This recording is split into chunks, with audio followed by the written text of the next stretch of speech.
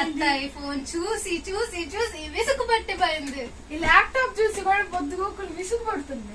ఏం చేయాలి బాబు? ఏం చేస్తారు, ఏదో ఒకటి ఆడుకోండి.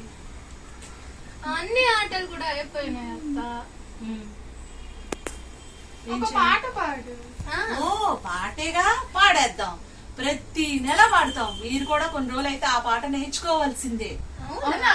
అవును, ఎలా పాడతారో కూడా చూపిస్తా ఉండండి. పాట ఒకటోసారి 1,20,000, పాట రెండోసారి 1,50,000, పాట మూడోసారి 1,80,000.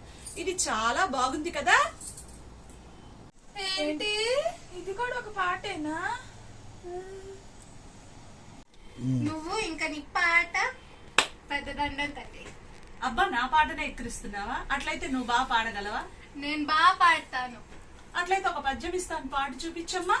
నేను ఏదైనా పాడతాను. అల్పడెప్పుడు పలుకునాడంబరముగాను, సజ్జనందు పలుకున జల్లగాను, కంచ మృగాలు కనకంబు మృగన విశ్వదా విరామ వినురా. ఆపు, ఆపు, ఆపు, తల్లి. నీ పాటకు నీ పద్యానికి ఒక దండం. నీ పాటకి నీ పద్యానికి శతకోటి దండాలు. ఇద్దరు కలిసి నన్ను చంపేసేటట్టున్నారు. ఏయ్!